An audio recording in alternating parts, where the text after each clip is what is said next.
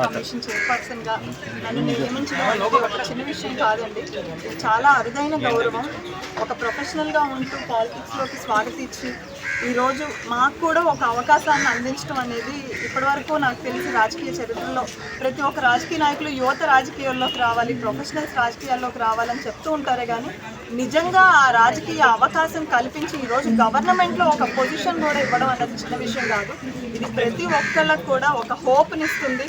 యువత రాజకీయాల్లోకి వస్తే మిమ్మల్ని తర్వాత పట్టించుకోరు, మిమ్మల్ని కేవలం వాడుకొని వదిలేస్తారు, తెలుగుదేశంలో పదవులు రావడం అంత ఈజీ కాదు అన్న ప్రతి ఒక్కళ్ళకి నాకు ఈరోజు దొరికిన ఈ అవకాశమే ఒక ఉదాహరణ అండి. కష్టపడ్డ ప్రతి ఒక్కళ్ళని చంద్రబాబు నాయుడు గారు, లోకేష్ అన్న గుర్తిస్తారు. తెలుగుదేశం పార్టీ ఒక సముచిత స్థానం కల్పిస్తుంది అన్నదానికి నేను ఒక నిదర్శనం. కాబట్టి ఇది మా ప్రొఫెషనల్స్ వింగ్ అని పెట్టి ఈరోజు ఎంతోమంది ప్రొఫెషనల్స్ని పాలిటిక్స్లోకి రావడానికి ఒక అవకాశం కల్పిస్తూ ఈరోజు నాతో పాటు కొన్ని వేల మంది ఎంతోమంది కష్టపడి చంద్రబాబు నాయుడు గారి గెలుపు కోసం, అదేవిధంగా ఈరోజు వాళ్ళు కూడా పాలిటిక్స్లో ఎటువంటి బ్యాక్గ్రౌండ్ లేకపోయినా వచ్చి ఏదో ఒక సేవ చేయడం కోసం చేసిన ప్రతి ఒక్కరికి నా ధన్యవాదాలు. ఈ జర్నీలో పార్ట్ అయిన ప్రతి ఒక్కరికి, భూమి ఫౌండేషన్ సభ్యులకి, అలాగే పేరు పేరున సహకరించిన ప్రతి ఒక్కరికి, ఈరోజు ఎమ్మెల్యేస్ అందరూ అసెంబ్లీకి వెళ్ళాల్సినప్పటికీ కూడా నా కోసం అందరూ ఇక్కడికి వచ్చి వారి టైం స్పెండ్ చేసి మన డిప్యూటీ స్పీకర్ టిట్లర్ గారైనా కానివ్వండి, కందుల దుర్గేష్ గారైనా కానివ్వండి, వారందరూ ఇక్కడికి వచ్చి నన్ను ఆశీర్వదించడం చాలా ఆనందంగా ఉంది.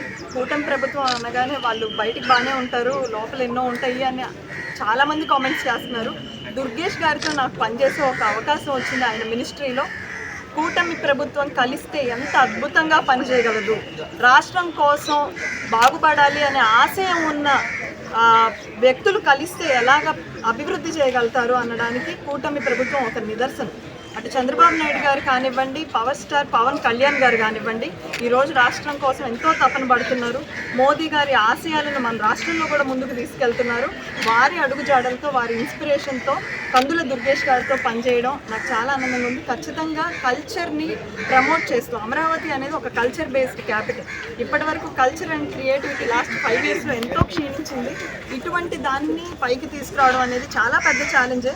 కానీ చంద్రబాబు నాయుడు గారే మాకు ఇన్స్పిరేషన్. ఎందుకంటే కుర్చీ రోడ్డు మీద వేసుకొని అయినా పరిపాలన సాగిద్దామని ఆ రోజు ఆంధ్రప్రదేశ్ విడిపోయినప్పుడు ఆయన ముఖ్యమంత్రిగా అయినప్పుడు ఇక్కడికి వచ్చి ఎలాగైతే కష్టాల్లో ఉన్న ఆంధ్రప్రదేశ్ని ప్రగతి పదంలో నడిపిస్తున్నారో, ఈరోజు క్రియేటివ్ వింగ్, కల్చరల్ వింగ్ అనేది కొంచెం వెనకబడిన కొంచెం కాదండి, లాస్ట్ 5 yearsలో చాలా వెనకబడ్డ మాట వాస్తవమే.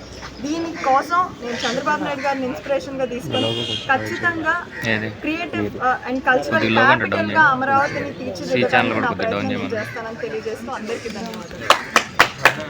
ఈ వీడియో నచ్చితే లైక్ చేయండి. అలాగే మా ఛానల్ ని ఫస్ట్ టైం కనుక చూస్తున్నట్టయితే ఇప్పుడే సబ్స్క్రైబ్ చేసుకుని పక్కనే ఉన్న గంట సింబల్ ని యాక్టివేట్ చేసుకోండి. అప్పుడే మేము పెట్టే ప్రతి వీడియో మీకు నోటిఫికేషన్ గా వస్తుంది. అలాగే ఈ వీడియో పూర్తిగా చూసినందుకు ధన్యవాదాలు.